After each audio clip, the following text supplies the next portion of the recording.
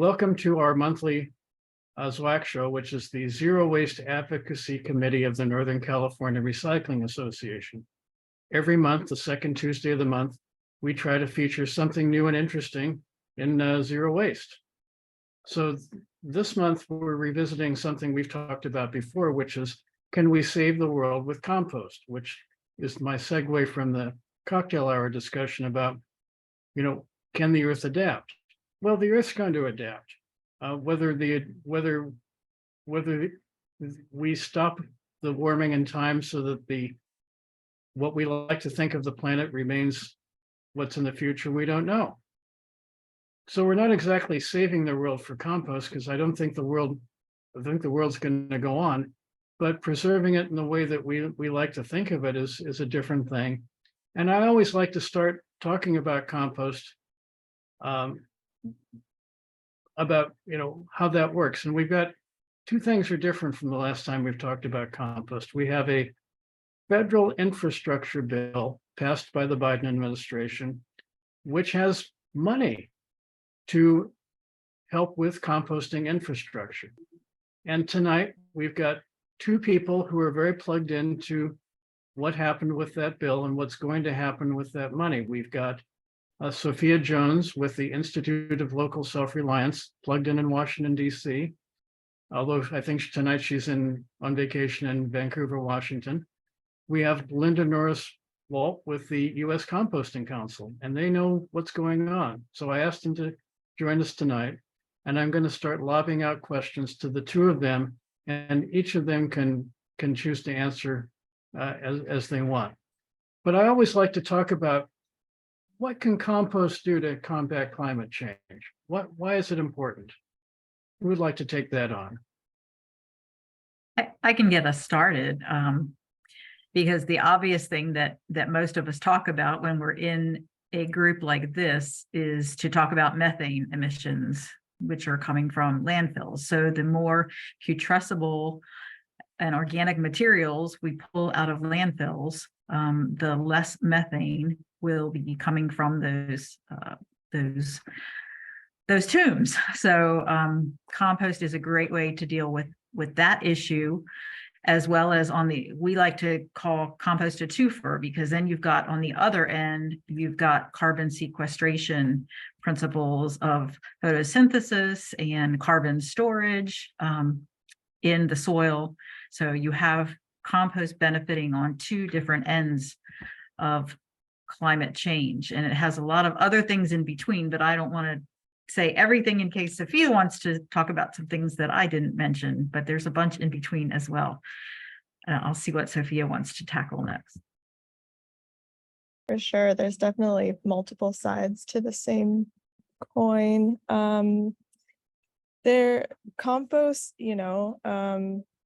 there's the process of composting, which, as Linda said, will prevent those methane emissions from landfills. And then on the other side, there's compost use. And it's really important that both of those things are happening, but that we're putting composting back into our soils, not just for climate change mitigation, but also adaptation to a lot of the different and unprecedented weather events that are happening. Putting compost back into soil has been shown to improve the soil structure. For example, if the soil can better hold water, it's not only beneficial to crops, reduces irrigation needs, but it also might help mitigate flood and drought conditions. So it's that kind of thing where we not only have to be composting and diverting that material from landfills, we want to be putting it back into our soils and really making use of that rich material. So if you tune into the show, you've heard these things before, and I don't think you can say them often enough. The idea of reducing methane, sucking carbon out of the air, improving our soil. I don't see how anybody can really be opposed to those things, but maybe they can be. So I was wondering, in the course of the passage of the infrastructure bill, were the things that you just mentioned, are they pretty much scientifically accepted things now, or are there still deniers of those things that have voice? I don't feel that it's that they're being denied. I feel that they're not inflated is not the right, awareness is not fully on them at this point. In our work on the Hill and with federal agencies, it has been a bear to get, especially out in the field, NRCS folks to talk about compost and the practice 336, which is the one for carbon storage that just has been added in many, many locations, many states in the past year or two. And what we've been finding is that there is focus on the big three: crop rotation, no-till, cover crops, which is great. And I don't have any problem with that. As a matter of fact, I remember when Biden, I think it was his first State of the Union, and he actually mentioned, I think, all three of those, or at least one or two of them. And I said to my husband when I was sitting there watching it, I said, I will really feel like I've done my job if he does this again and he mentions compost use. So I think it because composting has been around forever. I mean, you know, it's not a new thing. I think that sometimes it's just assumed that everybody knows about it, and it hasn't had its day in the sunshine. It's getting it now. So I'll stop there. I wondered about that because, you know, surely the deniers of climate change are starting to lose their voice as these unusual weather patterns are, you know, impacting a lot of people in this country, especially.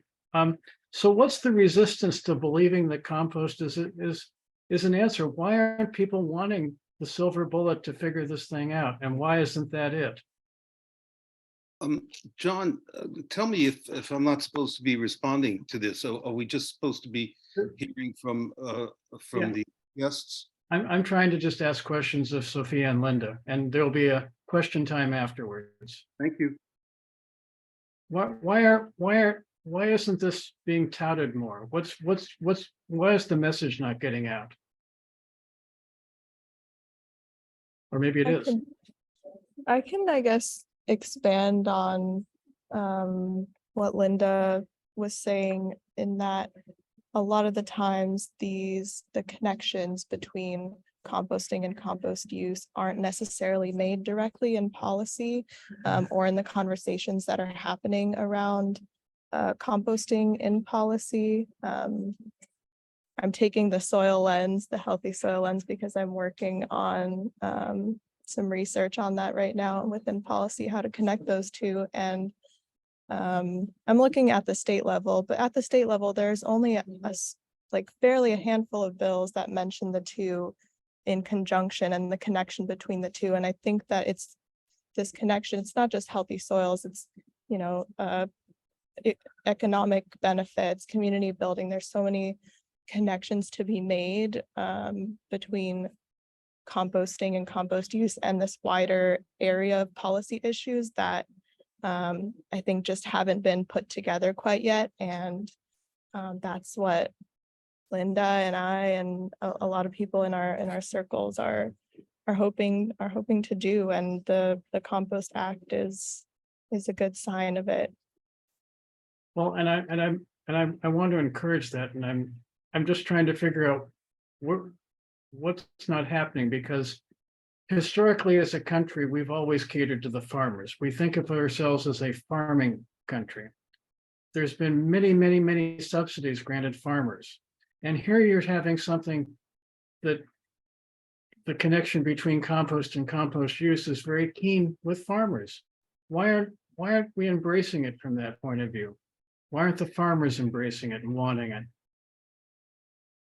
So, okay, I'll jump on that one. And maybe this is where you're heading us, because we have had to, I won't say directly fight. I mean, we don't directly engage the fertilizer industry, but what we found in our work on the Hill, which is relatively recent. I mean, we have not spent a lot of time on the Hill, the U.S. Composting Council, over the years. It's over the last 2 years.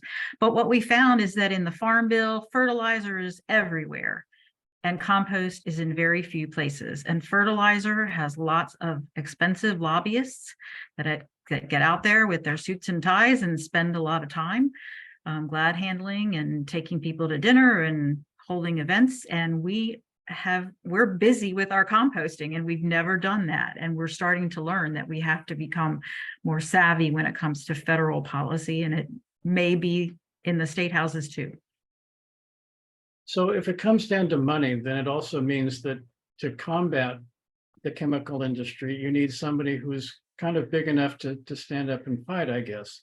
So is there some sort of gap in composting infrastructure that needs to be filled before there's the Dow Chemical of compost that can stand up and say, we need to have more soil amendment and less chemicals? Is that part of it? Sophia, if you want to, I don't want to be the only one saying, so just go for it if you want to add something. Sure. I don't know if I can fully answer this question, but at least from ILSR's perspective, the composting movement is, not just huge players. It's a lot of small players that are really engaged in their communities, and that takes a lot of focus and energy on the people in the community directly around you. So it's not like we have or necessarily from our perspective want a huge Dow Chemicals of composting. It's more about building the capacity within and bringing people together, bringing composters together to build that advocacy capacity in order to take on some of these bigger players. And the U.S. Composting Council is a huge asset in that they have resources to actually go and focus on large policy like this. And I'll pass it back to Linda. I'm sure she has some things to add. Yeah, I do have a slide that I know I wanted to bring up this kind of segue into the bills. So I don't know if I can go ahead and share. I think. Yeah, I was gonna get to the bill in a second too, because Yeah. I hear you that you don't really want to create a Dow Chemical of composting. You want to grow it from within. And on this show in past months, we've talked about the idea that Rome's not built in a day, and we need to build it from the ground up, but we want to do it sensibly. So let's talk about the bill. What is the bill going to do?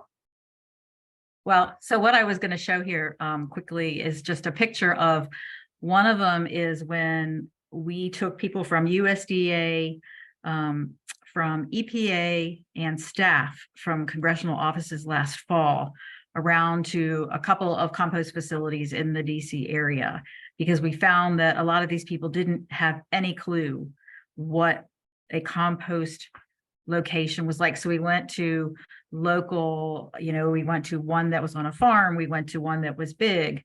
And again, we've been on the Hill, talking to people. And as we talk about the bills, what my point was is that we're starting to see some traction. So, yeah, so if you want to talk about the bills, I know that there's several, and I know that the focus is on the bipartisan infrastructure law. And I will just mention, first of all, that the two big programs that we saw come from that so far were the community, not community. I had it right in front of me and I'm on that one slide. Not the climate smart, because there's several. Okay, the SWIFR, which is the Solid Waste Infrastructure Grant Program. And what this did was it went out to primarily municipalities and states, and what they could do is get funding for expansion of programs in both composting and recycling. And the reason why this one is important to talk about, and the other one that accompanied it, which was the recycling and education outreach grants. And these all came through, they were authorized through Save Our Seas, and the money came through the bipartisan infrastructure law. And it's important because originally the way those laws were written, from what we were told by EPA, they did not call out composting. They only were originally written to cover recycling, and the EPA went and had their attorneys interpret it, and they added composting as possible recipients of these grants. And that has been one of our big fights, and why we've spent so much time on the Hill in the past 2 years is because we saw grants left and right, but we didn't see composting written into them. And that's the big thing we've been doing, is trying to educate so that composting would be written into these different programs. So that's the first one that we've seen that went through its first round of funding. I have a slide that has all the totals that I can actually share, but I'll stop there because I know there's other programs and maybe Sophia wants to talk about another of them. Yeah, I could speak about the Compost Act, and actually forget what it stands for, but it's a cool acronym. And that is a massive game changer, because funding directly for composting is not something that we've seen before at the federal level. And why funding for composting is so important is that this kind of gets back to composters being busy people, and often unpaid people. So we can also talk about farmers, and farmers are already also very busy, and if they want to be adding composting operations into their operations, they need to have funding in order to have the proper infrastructure in order to be able to perhaps pay another person to do the composting. And the Compost Act, farmers are an eligible entity under the Compost Act. It would allocate $2 billion in funding over the course of 10 years.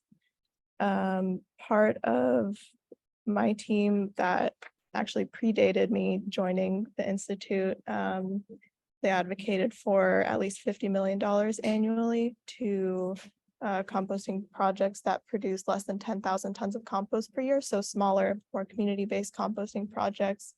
And priority funding will be going to projects that provide living wages, incorporate inclusive hiring, serve disadvantaged and low-income communities. All these are key to building a sustainable and robust landscape of compost infrastructure throughout the country. So let me stop there. And first, thanks, Linda, for convincing the powers that be that composting really is recycling. It wouldn't seem like it would be that much of a stretch, but I'm sure it wasn't. It wasn't an easy task. But going back to the Compost Act, is this money administered by a government agency? Yes, this money would come through the USDA. Okay.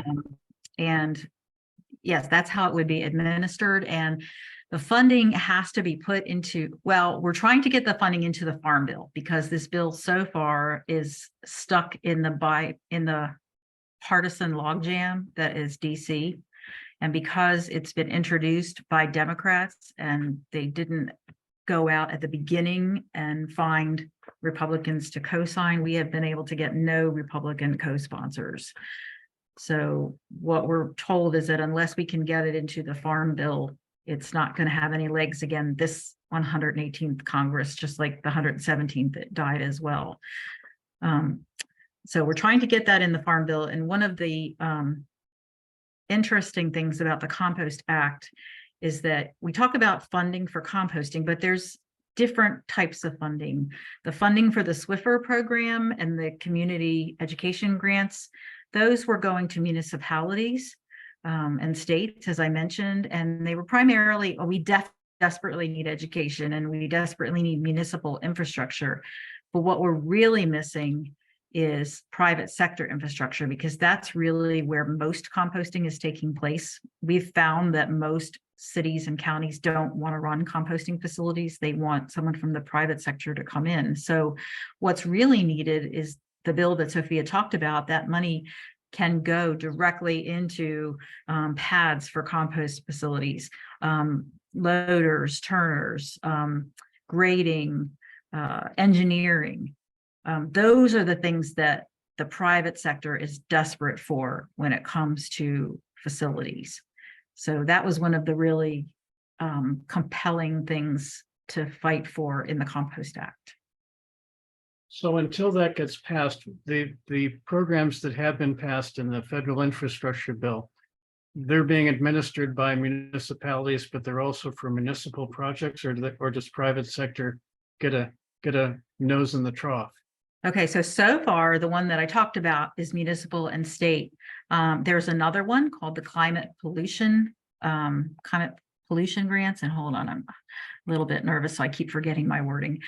Climate pollution reduction fund. And this one actually is from the BIL, and it's 250 million for planning grants and 4.6 billion total over the 4 years for competitive implementation grants. And this also is for states and metropolitan statistical areas, but composters may be able to be eligible for some of these grants.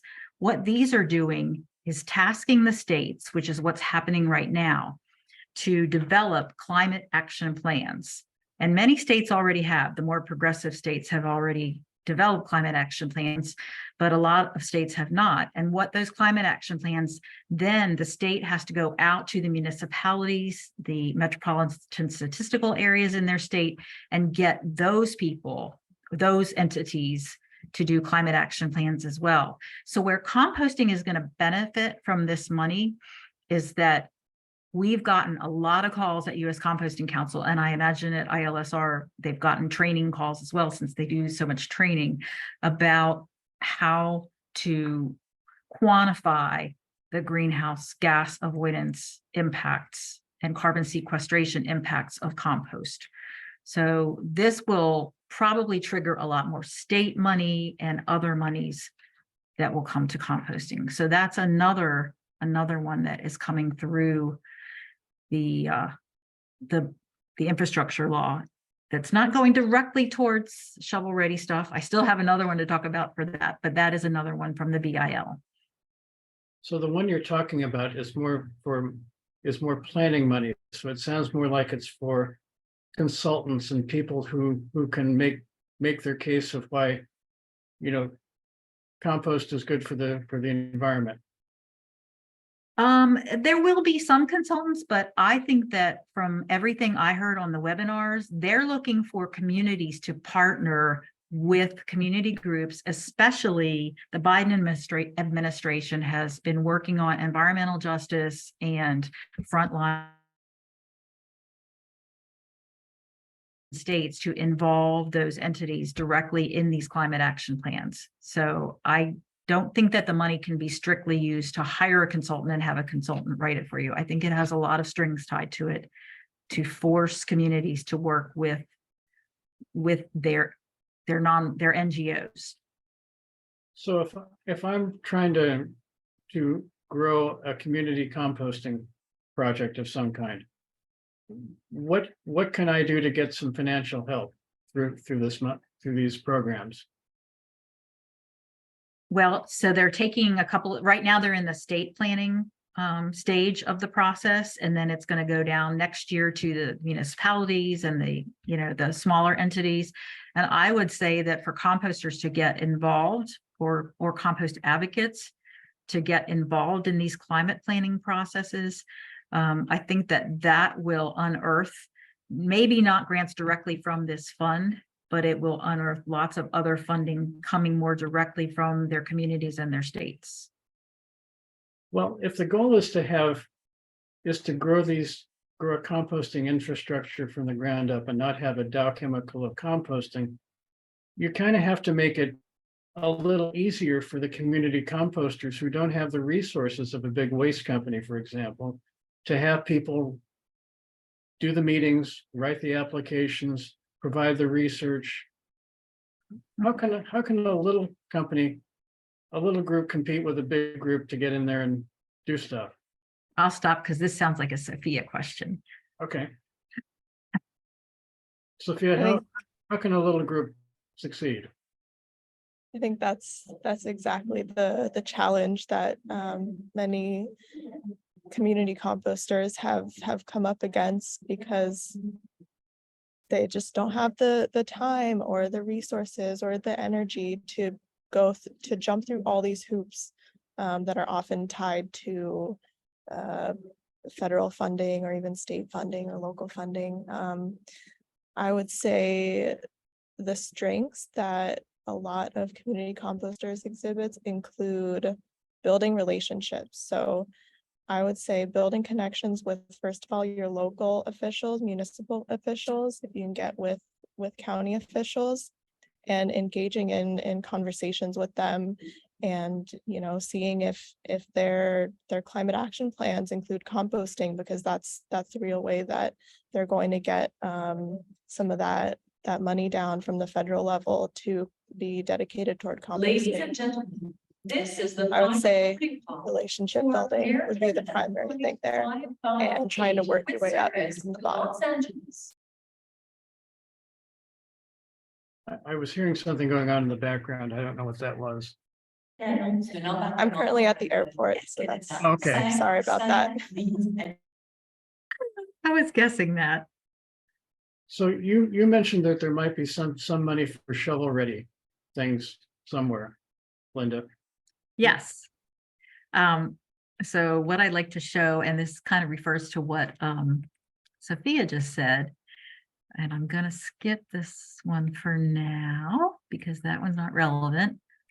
I promised you it wouldn't be a presentation, but I did want to show you some things. So there is another fund, and there is some big news about this at the moment to tell you about. And this is through the USDA, and this came through the Farm Bill. And it was when the Farm Bill in 2018 established an Office of Urban Agriculture in the USDA. And what this office did, one of the things is, since 2020, there's been $12 million. I totaled them up and I was blown away. Started during COVID, they annually do these grants called Community and Food Waste Reduction Cooperative Agreements. And this goes exactly to what Sophia said, because this one, for example, is in, I believe this is in Georgia, and it's a company called Compost Now. And they partnered with this, actually a community that's very BIPOC, a lot of, I think, low income, frontline communities, disadvantaged community. And what they did is they had partnered with this community, and these compost and food waste reduction grants are aimed at communities that partner with composters. So the composter alone, that's the disadvantage of this grant, is that the composter alone cannot apply for it. But with the community, they can. So I was going to say the same thing that Sophia did. We have told our composters, you need to develop relationships with your municipalities in the region where you're working now, so that when these grants come along, and these are not the only examples of these types that I've seen, that you can quickly work with them to develop a program and develop a budget and do this kind of work. So that is another program. And oh, and I said that there's current news on this. So they just had to, I think they've been submitting Farm Bill proposals for the last couple of months. And we just got news the other day that money will need to be appropriated to match that. And I'm so new to the federal scene that I can't tell you exactly how this happens, because I haven't figured it out yet, but the appropriations have to somehow track alongside the actual authorization in the Farm Bill of these programs. And what we've been told is that $0 were have been appropriated for the Office of Urban Agriculture. It's been slashed. Some people have said, oh, it was a clerical error, but we're not sure. So we're going to start advocating. Actually, I'm working on a campaign to launch tomorrow for this Office of Urban Agriculture, because this is where these partnership partnership grants have been coming from. Well, So, I wanted to ask about these partnership grants that you just talked about. So let's say I'm a executive director of a special district in California that deals with compost. And I assume that kind of agency would be eligible to participate in this program. and I'm approached by a community composter.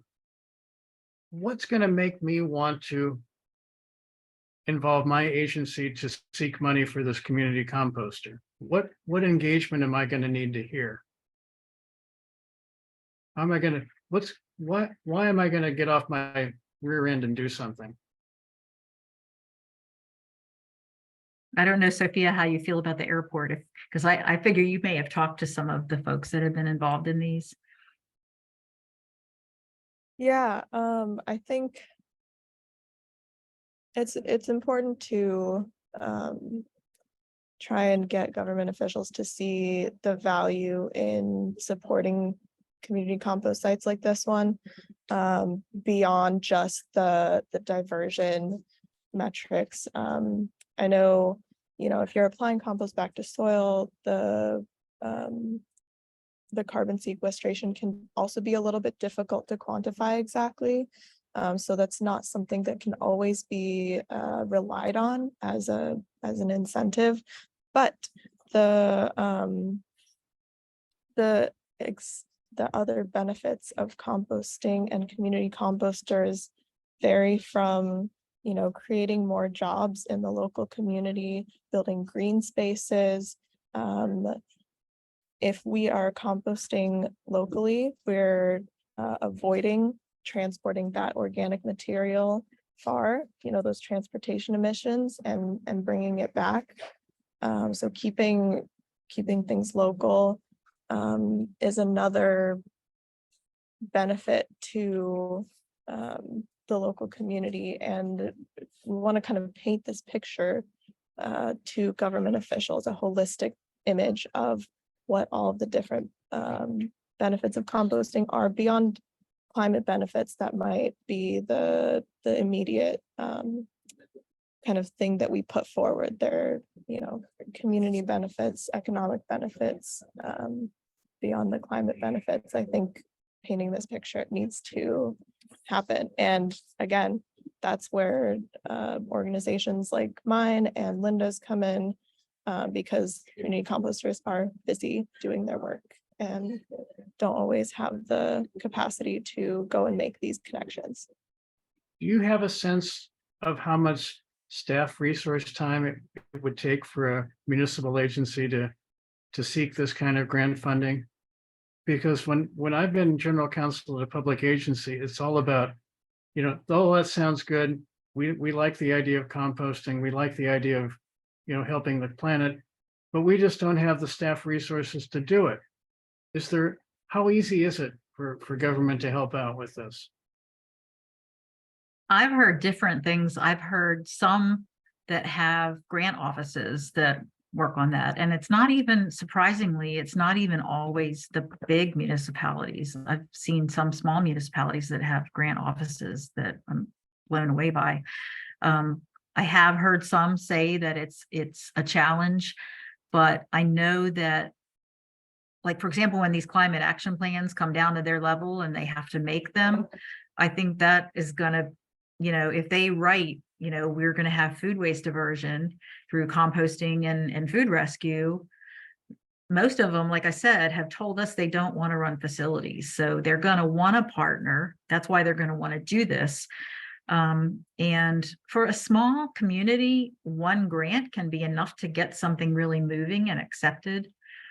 Not saying that they'll never need money again, but, I don't think that they could have the capacity to write grants every year, but these have been coming out annually since 2020. So I've heard some say they missed it the first time around, but they started thinking about it and they started working on it and were ready the next time. So that's really the motivator, is that we're going to make you do something. We're going to make you do a climate action plan. Now that you've got to do it, you've got to start thinking about what it's going to include, what programs it's going to have. And that's the trigger for why the government agency is going to want to partner with this grant program, right? I think in a lot of cases, and they're also, I think someone put in the chat that citizens are pushing for it in some cases, depending what kind of community you're in, whether it gets through to the politicians. But yeah, I think a lot of them are citizen oriented as well. So, and you're trying to put together a Republican sponsor for the compost bill, and not able to, there's a lot of red state Congress people.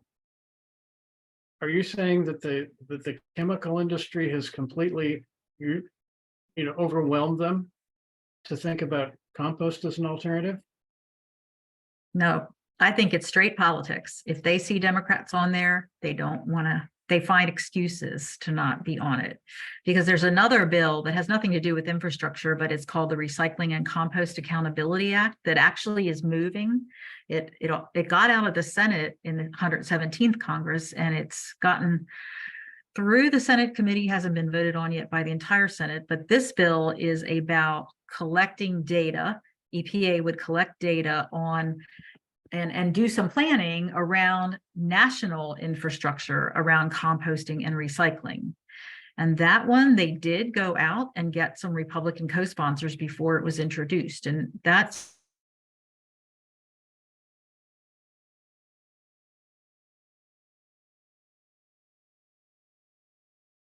if any of you have gone to meet with your Congress people, it's really awful how it is down there. It's pretty sad, actually. So this is a zero waste advocacy group, and I think we're all enthused about compost. But things happen in Washington, D.C., which is a long way away, and we really have zero to no influence between where we are in California or elsewhere and what goes on in Washington. So if our members want to get involved to push this agenda, what do you recommend that they do? How can they get more involved?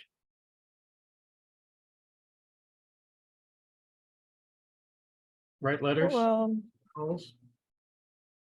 I don't know how much I can speak to the federal level. I mean, I think calling your representatives, writing letters is always a good thing to do, a good muscle to exercise. But advocating at your local level, at your state level, is going to have the most weight because we've seen in the past that policy at the federal level tends to follow what states are doing. So the more states you can get on board and investing into composting, it should pick up traction at the federal level, especially in states that are more Republican. Working on that farming angle is going to be a huge asset in those states. So we're pretty progressive here in California. We have relatively a lot of zero waste programs. Why doesn't Nebraska care about that? So what we've been doing with the Compost Act and all of these bills, we have and I don't know what partisanship or what kind of politics we have on this call, but I will say we have a Republican version of talking points and a flyer, and we have a Democrat version of talking points and a flyer. The Democrat version talks about what Sophia and I just told you about, methane, carbon sequestration, water filtration. The Republican version talks about we were told not to even talk about jobs because there's so many jobs available now, at least when we started to lobby. But what we emphasize is we have gone along the supply chain to tell them how many dollars it will bring into your community in construction, in allied industries, in work, to show them the economic development that a compost facility will bring to your community.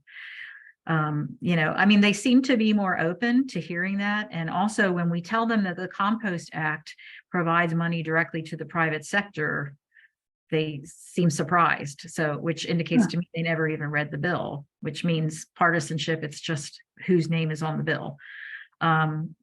So that's one of the things, is to really push the economy side of composting. And I know ILSR has done great work around that Sophia may want to talk about.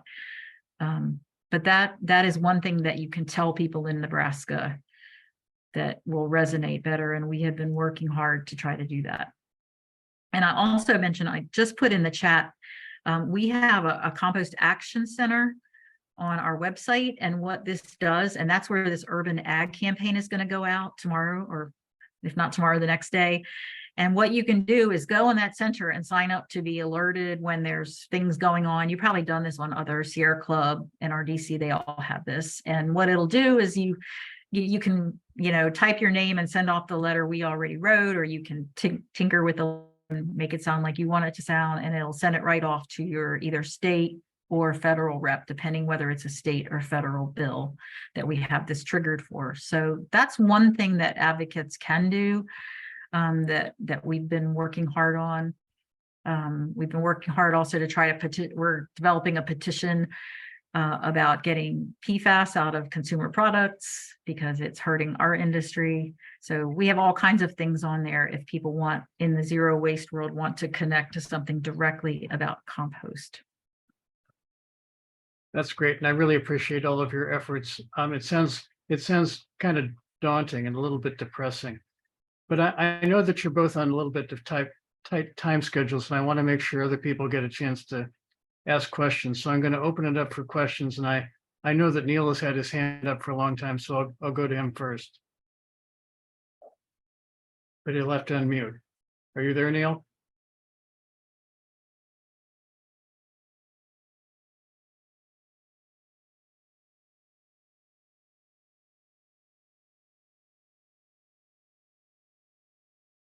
Neil, you need to unmute, please. I'm so sorry. There you go. John, don't be pessimistic. Things are moving in the right direction, and the presentations are an indication. First of all, we have a lobbyist. It's nice to have a lobbyist, Linda, and among others, I'm sure there are others working with you, and that's critical for doing all the things you do to get a bill and money through. And it's also critical after the money's allocated to make it go to the right people, like no money's going to improve the emissions from a garbage incinerator, things like that, which is in the offing, believe me. But I want to give an example of where all of this is working. And it supports the work from Sarah as well, as she described it. About 10, 12 years ago in Delaware, a private company opened a composting site, 300 tons per day, 21 acres, and it was working beautifully until the company needed some capital. They went to Waste Management Inc. for capital, lost control of the business. The company scaled it up to 600 tons and it fell apart and they lost their permit, etc. But from that point on, citizens who wanted composting to happen, because that Wilmington plant was taking organics from all over Philly and Washington, D.C. In that time frame, in this past 10 years, we have two counties that are absolute pioneers. Howard County, managing their own system, designed only for their residents. And then you have Prince George's County managing their own system, which is a regional facility. Cities all across the region are going there. You also have Montgomery County, Baltimore, and Washington, D.C. about to implement their public composting. And this is because composting is common sense, and anyone who you explain it to understands it. The problem is that common sense is a very radical political position to have when it comes to taking materials like 40% of the waste stream away from Waste Management Inc. That means you get serious competitors. So the battle for composting is, I would say, based at the local level, and what you're seeing at the national and state level is a reflection of what's going on at the local level. And I believe Linda pointed this out quite well, that this is not only for composting that we have to fight for capital, but it's also to take away the $20 billion a year subsidy to fossil fuels and their networks. So this is the political battle, and that's why Waste Management Inc. Goes crazy when you want to ban organics from their landfills, because it takes money out of their pocket and it takes political influence out of their pocket. So this is the battle we're all fighting on many fronts, and I'm very optimistic that by the time, I shouldn't say anything, I'm 78 years old, but I'll predict that my kids are going to be living in a compost city pretty soon. Well, thanks for bringing that perspective, Neil, because it wasn't so many years ago, you could go to a CRRA conference in California and hear why it would, be impossible to get organics out of landfill, and why would anybody ever want to do that? So Rome is not built in a day, but we're getting there. Dan, did you have a question? Yeah, I did. Well, more of a statement, actually. First of all, on the politics of composting, I really appreciate both speakers dealing with this topic. I think the message we ought to be putting out to really split the Republican Party is that composting is conservative by nature. It is, it conserves resources. You can list a whole long line of things that it does. You also then need to then pitch your message to the real conservatives. The real conservatives have been taken over and hijacked. Their name has been taken away from them by people that I call reactionaries. And I call them that because that's the word in the dictionary that actually fits them. Their program is to own the libs, and that's about it. And so you don't have a program coming from them. That's why, I remember Linda, I think, said it's sad to talk to them. Well, that's because they're sort of programmed in the way they are, and they're reactionaries. So that's a big one. I think that splitting the Republican Party by supporting conservatives and opposing reactionaries is really a very winning strategy. Second one is for small business composters to really want to be in on some kind of an organization. I think you can look to the Northern California Recycling Association for a business model that actually works to bring in a lot of small operators. And the way it does that is that it's cheap.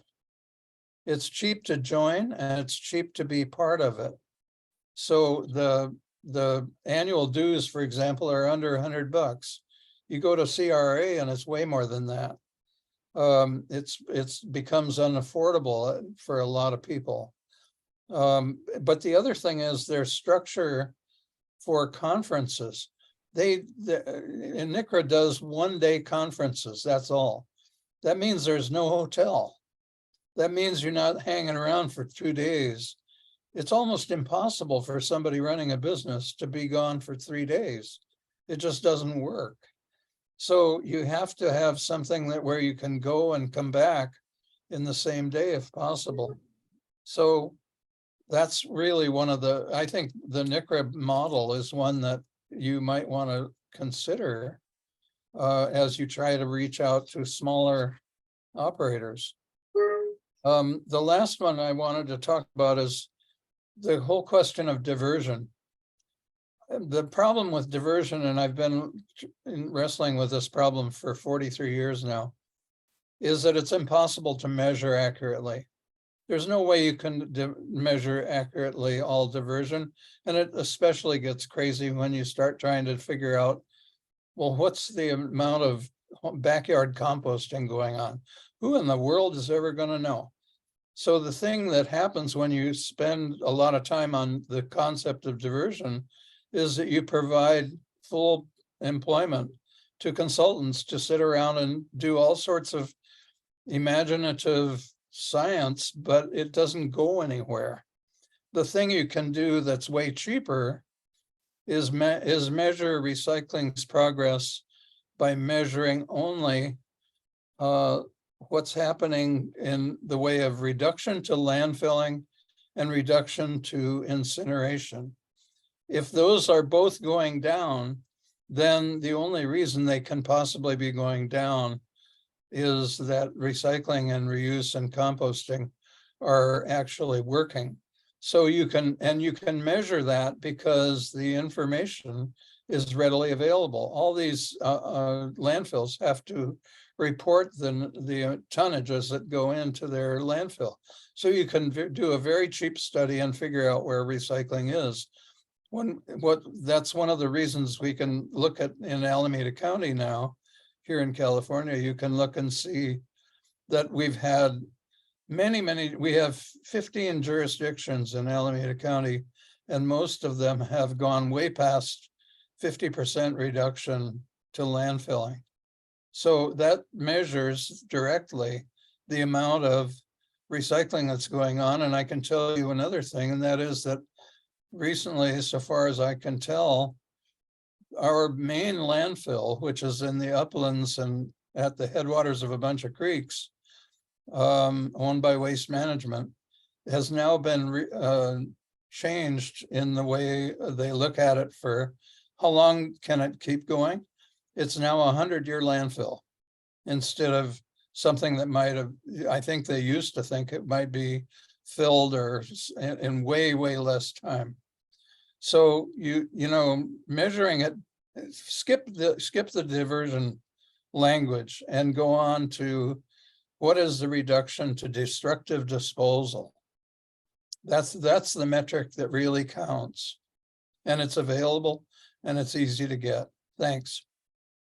So I was aiming for questions for Linda and Sophia, and Sorry. Linda, you put in the chat that you had some programs that you didn't get a chance to talk about. Do you want to add them in now? I just wanted to mention one quickly because it kind of is relevant to the discussion that we had about the fertilizer industry and fossil fuels. There's one program that the Biden administration put out through, I think it was the ARPA. Hold on, I might have it here. I'm gonna share. And it was the fertilizer program. And what they were doing was looking for alternative sources to fertilizer because of the war in Ukraine, et cetera. And we pressed on this one, and we had to go on a couple of webinars and ask them, is compost included? Can composters access these grants? And they finally said yes in a webinar. We had to go on there like 2 different webinars to get that answer. But here's one that just recently was announced, $4.9 million. Florida is really starving for composting. There's not a lot of composting of food scraps down there, and not a lot of good composting all over the state for how big of a state it is. So that is one. And the good thing about this fertilizer grant is this gave money for just the stuff that the Compost Act was doing, which is the pads, the engineering, those kinds of things, the stone, et cetera. So that was one thing I wanted to mention. And let me just go up here and see. Yeah, oh, these 2 more companies that got fertilizer grants. Yes, Black Earth Compost in Massachusetts got 1.8 million, and Table to Farm Compost in Colorado got 2.6 million. So that was a one-off program, but it really benefited a couple of composting pieces. And I do have one slide in there that has the total amounts of these programs. I'm not good at remembering numbers. So if you want to look at that slide, it will show you how much these programs provided. So sorry, I didn't mean to steal away from the questions. Just wanted to be sure that you all knew all the programs. Thanks. So if I wanted to open a compost facility in Florida, I could apply for the fertilizer grant? Well, I don't think it's open anymore. They were still reviewing the applications up till a couple months ago, but it was a one-off. They didn't want those composters sneaking in and getting their money. Carpet baggers, they call them. Mary Lou, did you have a question for Sophia or Linda?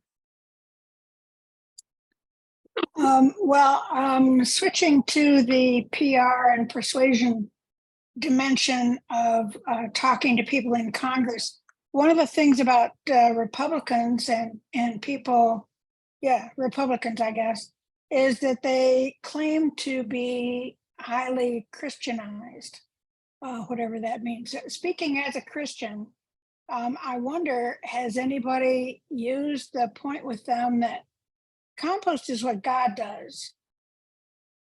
You know, that's what God does. And that's what God does to replenish the planet.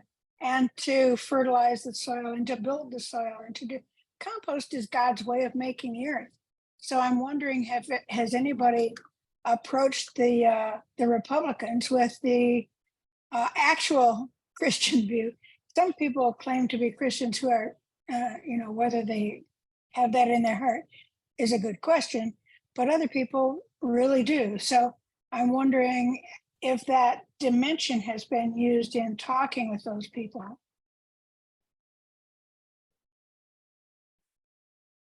Mary Lou, you just converted me. Hey. Well, you're a tough one too. Yeah, so it's not specifically something in our talking points, but what we have done is accessed a lot of climate stewardship groups.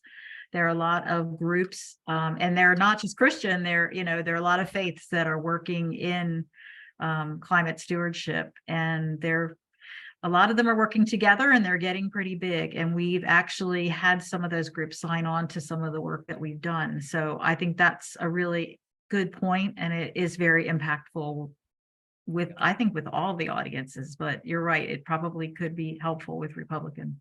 If I could make a short. Well, I would think so, because it would be a way into their back door, so to speak, because they're expecting approaches from a lot of different angles, but they might not be expecting an approach from that one.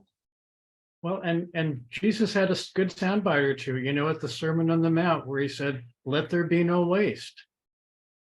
That could be He said that? Yeah. Let there be no waste. Oh my God. Well, let's make a button out of that one. Jesus says. Jesus That's says. good. So Yeah. guest one, you're identified as guest one. Did you have a question?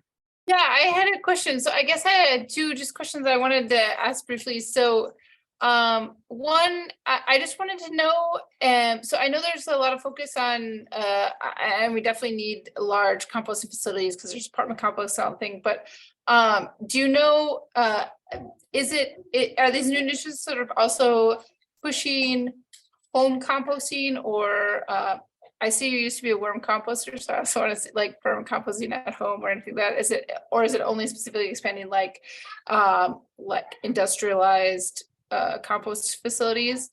And then my second question is, so I'm a mathematician, and I'm looking to apply sort of my talent to the recycling field, and I was just wondering if you knew anyone I could connect with to get data, or I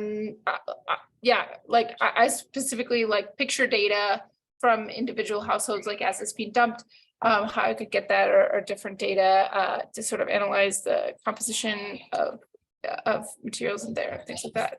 Don, may I address those two immediate questions, if I may? Sure, go ahead. Thank you. For the last question, I'll put my email in the chat. I could give you references to get that technical information. But my brief comment on what we're seeing in the compost development in the United States at this point is a remarkable combination of harmony and diversity. In answer to the guest's first question about backyard composting, or in your I'm Christine, sorry, I couldn't, I excuse me, Christine. Yeah. People are doing it. It's being done in my household right now. Kids are doing it. And that's wonderful for many reasons you can imagine. Bonding and teaching kids about nature. But it's also industrial scale. And everything in between is possible and in fact exists. Most of it at the small level. And there's, I'm sure that Linda and Sophia from the Institute can attest to the fact of the bonding and comradeship among composters. I'll tell you that in the Washington, D.C., Baltimore area, there are at least 4 that I know of, small scale companies that are picking up stuff, bringing it to their own or other composters. They're all cooperating. And that's because the market is so vast that every small businessman it's a dream for any small businessman or businesswoman because of the opportunities. And as far as capital is concerned, the information from Linda is very much like the information from Gary Liss on all the federal money available for recycling. It's great to have Linda tell us about the compost stuff, but local capital is the key. We're looking in various projects, we're looking at financing through the equivalent of a business GoFundMe. And what we're finding is that these small networks of companies are really loved by their customers. And when I could think of 3 organizations in the field that they needed a new warehouse, and they went to the banks, they got screwed around, they went to their membership and they raised $200,000 in 2 months. And that's the power of this diversity. And of course, the harmony is there because we're directed toward the same thing, getting 40% of what we discard disposed of, to use Dan's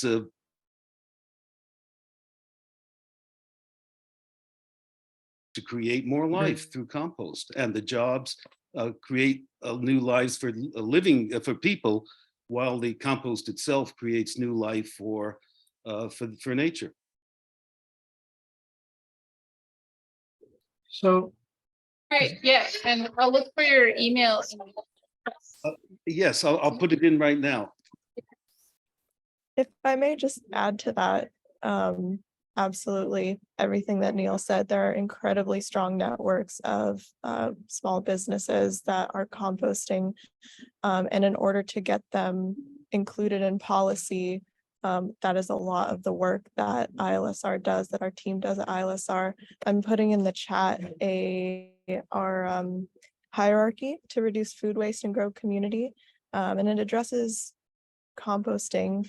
And how we see this is there is, everything from source reduction to, we like to go just up to anaerobic digestion, not quite, but it's all part of this ecosystem, and they're all necessary. And we are constantly working to get, these bigger portions of the hierarchy, home composting, small scale decentralized, of course, edible food rescue and source reduction, into policy, because those are the most important aspects of composting.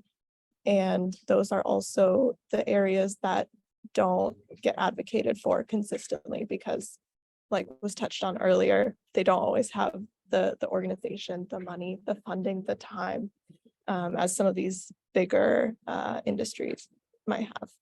So I would say incorporating this into any type of policy, it got incorporated into the Compost Act with that portion of funds earmarked for smaller operations. And we try to do that at the local level wherever we touch. So Linda and Sophia, thank you so much for joining us. Sophia, I know you're in an airport with a hard stop, and it's almost probably bedtime for Linda where she is. So I do feel more optimistic that we will save the world with compost at some point. I wish we could clear away all these gnarly political hurdles with a wave of our hand, but slow and steady is going to win the race.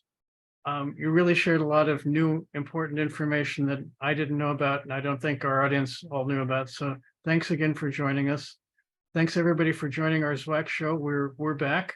We're Thank doing you, it once John. a month, second Tuesday of the month, 5 o'clock for cocktails, 5:30, something interesting, maybe next month about human composting. So thank you all for joining us, and have a good evening. On that happy note. Thank you very much. Thank you so Have a much. great for rest of your having me. day. Bye.